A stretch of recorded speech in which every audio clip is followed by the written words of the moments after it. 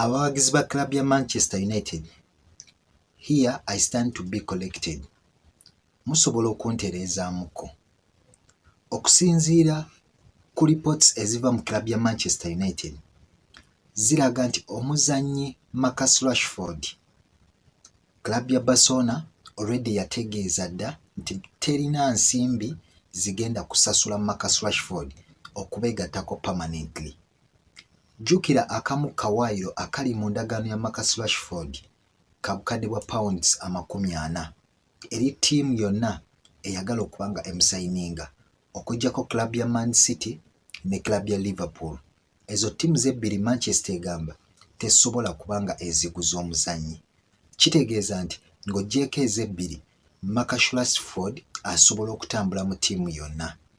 But Barcelona, instead of ensimbi okuzikwata n'eziteeka ku Marcus Rashford, yagenda mu club ya Newcastle n'ekwata obukadde bwa euro 80, that is around obukadde nga 75 obwa pound, n'egula Anthony Gordon mu Ngereza. Kitegeeza nti ennamba Marcus Rashford gye yazannya season ewedde mu club ya Barcelona yali tekyaliwo. Kati Barcelona yabadde ekomyewo n'etegeeza club ya Manchester United option gy'erina, it would be a loan deal okuddamu Marcus Rashford bamusindike ku bwazike mu club ya Barcelona. So aba Manchester kino bakitunuulidde nga ekiri unfair because baali basuubira nti club ya Barcelona yali ejja kukwata ensimbi ono guy Marcus Rashford esobola okuba nga emugula, but keetaamugula. Kitegeeza nti okukomawo kwa Marcus Rashford mu club ya Manchester United enzige zigule. But bw'otunuulira amawulire agavaayo galaga nti Marcus Rashford alabika si mwetegefu kukomawo mu club ya Manchester United. Bw'otunuulira Marcus Rashford essaawa eno ttiimu eringa eri focused oba eri serious emutunuulidde, that is Bayern Munich. But bw'otunya ne Bayern Munich eyinza okuba teri willing kwata bukadde bwa pound 40 eziteeke ku mmeeza. But Bayern Munich mu namba 11 eno tetunuulidde Marcus Rashford yokka, wabula batunuulidde ne Gabriel Martinelli okuva mu club ya Arsenal.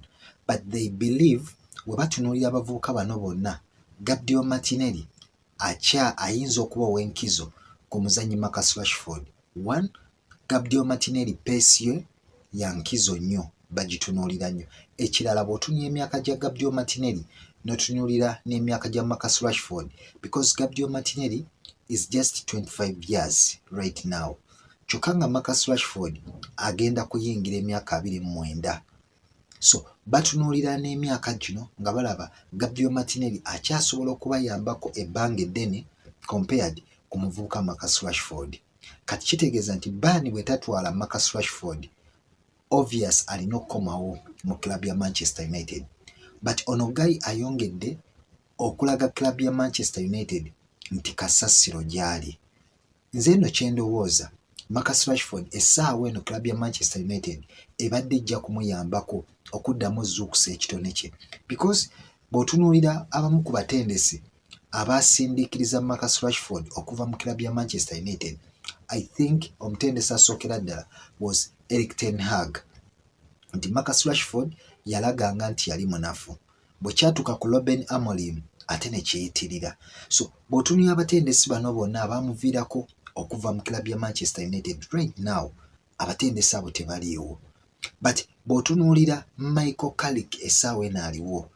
Actually Michael Carrick oyinza omutaaminga nga omutendesi oyo muzzaŋŋanda akomyawo abo bonna abaali bakyankalana mu club ya Manchester United. Bw'omutunuulira engeri gya handlingamu abazannyi, that's why olaba nga abazannyi mu club ya Manchester bonna baagala omutendesi Michael Carrick, because ne wooba olina misunderstandings ez'enjawulo, Michael Carrick akomyawo mube nga mukwataganira wamu. Tunulira Ruben Amorim endeka gye yalekamu ttiimu ya club ya Manchester, already yagireka nga ttiimu yeeyawuddemu. But Michael Carrick ebbanga ettono lyamala eno ttiimu agezezzaako okugigatta, era season egenza okuggwaako nga ba Manchester abazannyi balaba bali kitole.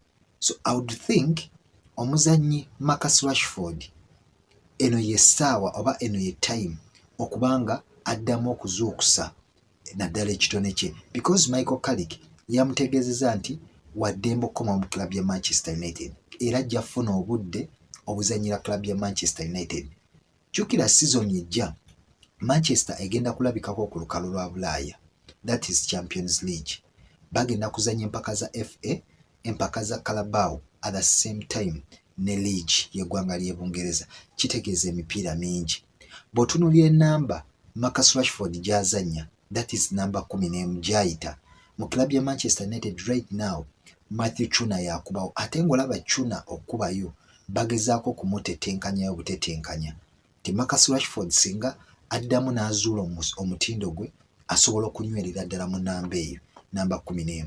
But club nga Bayern Munich gy'ayagala okuba ng'agenda, honestly speaking, Marcus Rashford tayinza kutandika mupiira ku muzannyi amanyiddwa nga Luis Diaz. Bw'otunuulira performance ya Luis Diaz mu club ya Bayern Munich, Rashford ne bw'agendayo agenda kuba atuula katebe. But club ya Manchester United asobola competinga ne Matthew Chuna ate n'amutandikako omupiira. One, n'omutendesa amutendeka mungereza munne. So asobola okumufevalinga in that line okuba nga amuyambako omutindo gwe okuba nga aguza okusa. But bw'otunuulira Marcus Rashford ayongedde okulaga nti Manchester takyagyetaagira ddala. But Manchester ye team egenda okusobola okuba nga ezuukusa omutindo gwe kuba ye ttiimu eyamuboola okumugira ddala mu academy. Ate n'omutendesi aliwo ye mutendesi ategeera okuddamu okuzuukusa emitima gy'abo ababadde bakyawaganye mu club ya Manchester. So ku lwange endowooza Rashford yakyasobola oyamba club ya Manchester United ate naye Manchester esobola omuyamba okuddamu okuzuukusa ekitone kye. But embeera ono Gayi gy'ateekawo nsuubira nti Manchester ne bwemuta ate Manchester tefiirwa because abazannyi ab'enjawulo be bakyatunuulidde okuleeta mu namba 11. One of them is Rafael Leao okuva mu club ya AC Milan. I think ono omuvubuka naye asobola okujja n'ateekawo that performance. But Marcus Rashford simanyi aba Manchester musobola okujja namwe ne muntereezaamu. But I think ono omuvubuka kyonna ekigenda ozuukusa omutindo gwe alina okudda mu mikono gya Michael Carrick because Hans Flick mu club ya Barcelona wadde akoze bingi bamulaze nti tebamwetaaga. Bw'otunuulira ttiimu zonna ezimutunuulira omusala gwa Marcus Rashford guli waggulu, emitwalo 3 ogenda waggulu. Ttiimu nnyingi zikiraba nga ssente nnyingi unless nga naŋŋamba agenda kukoma mu club ya Newcastle whereby togenda girabako mu mpaka za Champions League ate nga buli muzannyi ekirooto kye kyakuzannya mu kikopo kya Champions League. So ensonga ya Marcus Rashford gisomyeko olunaku lwaleero nendaba nga eri a bit ekyankalanya. Simanyi oba muzannyi ba agent be batamuwabula bulungi oba nga ye omuzannyi just alimu katwewungu. But I think Manchester bw'otunuulira ba Kobe Maino bonna baali bakooye Manchester United. But Michael Carrick okomawo kwabwe kwayamba ne Kobe Maino okuba nga agenze mu mpaka za World Cup. So owa Manchester ojja kuntereezaamu awo ku Marcus Rashford but nze ndabira ddala nga ono Guy waliwo ekitali kituufu kyensuubira nti Marcus Rashford kyalina okutereeza naddala mu bwangu obw'enjawulo. Kati awo nga nvuddewo amawulire agongera okutambula emabegaawo nakugambako nti club ya Arsenal eno balina project gye bazimba, that is 2027-2028. Project eyo etandika okufulumya ba musaayi muto naddala bano be baguze abali mu academy okubanga bayingira batandika okukonkona ku ttiimu enkulu. Waliwo omu ku mugoberezi wange yaŋŋamba Arsenal terina kipya kyekola, tedominatingako omupiira gwa Bulaaya n'ekiseera ne bwe baali ba invisible, nti buli kimu kyekola ttiimu zakikola dda. Ayinza okuba yali mutuufu okusinziira ku ndowooza ye, but bw'otunuulira ensangi zino ebintu nga bwe bitambula, ttiimu ya Arsenal n'otunuulira steps z'eri mu kukola buli step ekulaga nti tetunuulidde lunaku lwaleero lwokka but batunuulidde future oba mu maaso awo. Nti essaawa eno bw'otunuulira akatale nga bwe kayimiridde, nti omuzannyi nga Elliot Anderson Nottingham Forest nekugamba obukadde 135, honestly speaking ezo sente tosobola zikwata n'ozigula. That's why olaba Man City ekyali mu mbeera ya kwebuzaabuza.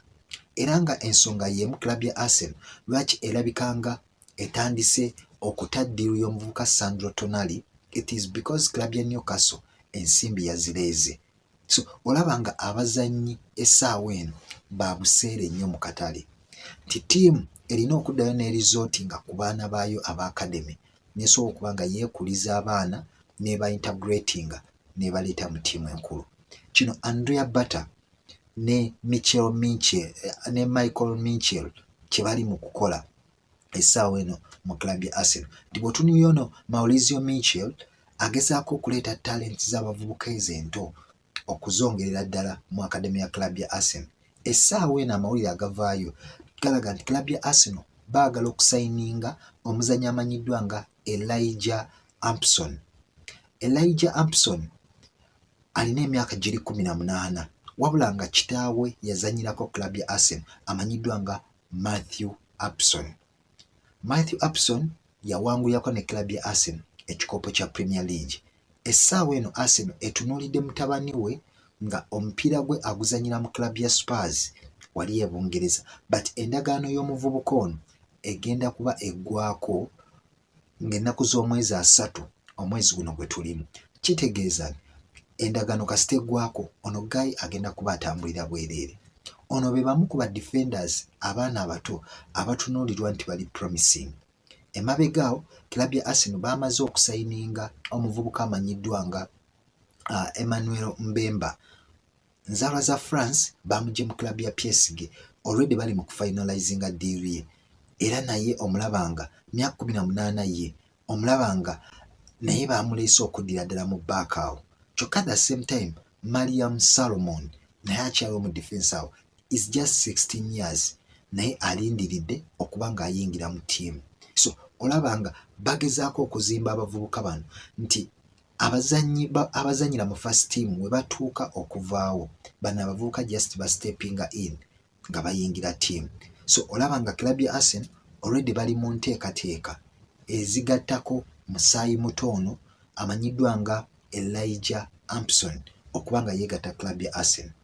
Ono najja kuba muzannyi wa kubiri okuva direct mu club ya Spurs najja mu club ya Arsenal nga Sol Campbell yabadde atunuuliddwa nga omuzannyi eyasembayo era nga ne Sol Campbell yalinda ndagaano ye kubanga eggwako because club ya Spurs kizibu okuguza club ya Arsenal omuzannyi direct olwa rivalry eriwo.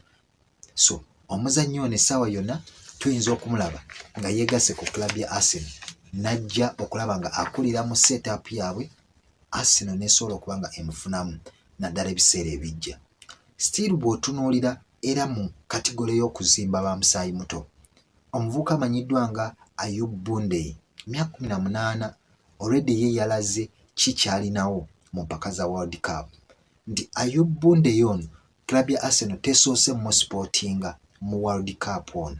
Arsenal kuviira ddala season ewedde actually summer ewedde bagendangayo nga beetaaga omuvubuka ono but club ya Lille teyali ready kubanga eeta omuvubuka ono. In fact Lille yali etegeeza nti omuvubuka ono ekyasobola omufunamu ensimbi at that time ze baali babawa era indeed olaba nga kipeyinze off because essaawa eno be bamu ku bavubuka abato aboogerwako wali eri mu mpaka za World Cup olwa performance gyataddewo ng'azanya eggwanga lya Brazil.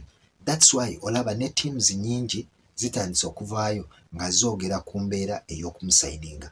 Club ya Chelsea already yavuddeyo dda, club ya Liverpool yakisinyizaako dda, club ya PSG already nayo yakisinyiza, but club ya Arsenal already bayingidde direct talks ne ba representative b'omuvubuka ono ayinza atya okwegatta club ya Arsenal. Remember weeks nga 2 emabega Arsenal yali yateekayo bid nga ne World Cup tanatandika, club ya Lille ensimbi ezo n'ezigoba. Ekigendererwa era kyali kyakusooka muvubuka ono akuba omupiira mu World Cup then Lille eryoke erabe nga akasente kesuubira okumuggyamu kongera okuba nga keewanika. So olaba nga club ya Arsenal omuvubuka ono okuba nga emutunuulidde bagezaako kuzimba ttiimu egenda okujjawo mu maaso. Nti ennamba gy'akuba ye nnamba Martin Zubimendi gy'akubira ddala era nga bw'olaba ensamba ya Martin Zubimendi y'ensamba ya Ayub Bundey. Ono omuvubuka kyekika ky'omuzannyi atandika okudictatinga tempo, asobola okukulinga pressure y'omupiira ate era nga asobola ne passing rate ye yanjawulo. So bamutunuulira mu kifaananyi kya Martin Zubimendi nti club ya Arsenal esobola okumuzimbirawo. Kyokka at the same time Arsenal balina era musayi muto, that is Miles Kelly. Ti Miles Kelly bw'omutunuulira style of play ate ejja neetuula mu ya Declan Rice nti bano abavubuka basobola okuba nga midfield yaabwe bagizimba nti eya Rice ne Martin Zubimendi we phasingibwa out oba bwevaawo ate ey'abano already eba ekwataganye nesobola okujjaawo. Kyekiri kyengambako project eri 2027-2028 nti olaba midfield yaabwe nti gwe Arsenal oyinza ogamba essaawa eno nina omuzannyi amanyiddwa nga Declan Rice, nina Martin Zubimendi, nina Miles Kelly ate baleete ne Bondei. Bano bonna ba holding midfielders baba baweze bana, but kitegeeza nti eno pattern esobola n'okkuba empaka za FA oba eza Carabao ey'abano abaana nga bwekula, then ey'abano nezanya Champions League nezanya ne Premier League at the same time n'ey'abano abaana esobola okujjamu mu mipiira egimu eja Premier League oba eja Champions League okusinziira ku bwetaavu bwabwe, because omuvubuka nga Miles Kelly yajja ku final ya UEFA Champions League already n'agezaako okuneutralizinga best midfield gye tumanyi essaawa eno ku lukalu lwa Bulaaya, that is Vitinha ne Joe Neves. Omuvubuka yasobola okubalaga kikyalinawo, so osuubira nti Bundey okujja kwe kwa kuzimba ttiimu ya Arsenal nti bano ba senior player we baviirawo already abavubuka baba ba stepinze in. Ate olaba nga okujja kwa Bundey kuyinza okutaba kwa buseere nnyo because club ya Lille emusuubiramu obukadde bwa pound obuya ddala 6 ku bukadde 7, but bw'otunuulira Sandro Tonali that is emyaka 26 ali mu bukadde 10 ogenda waggulu. So aba Arsenal bayinza okutunuulira ku long term project okusinga eya Sandro Tonali nti Sandro Tonali fine ajja agenda kuweerawo immediate impact naddala mu midfield, but agenda kujjera nga already waliwo ba starters ate naye ajja kwetaaga omupiira ogwagala okutandikirawo, but abavubuka bano basobola okugumiikiriza. So nsuubira nti emu ku nsonga eyongedde okulemeza ku muvubuka amanyiddwa nga Ayub Bundey okubanga yeegatta club ya Arsenal. So awa Arsenal already oyo guy naye atunuuliddwa.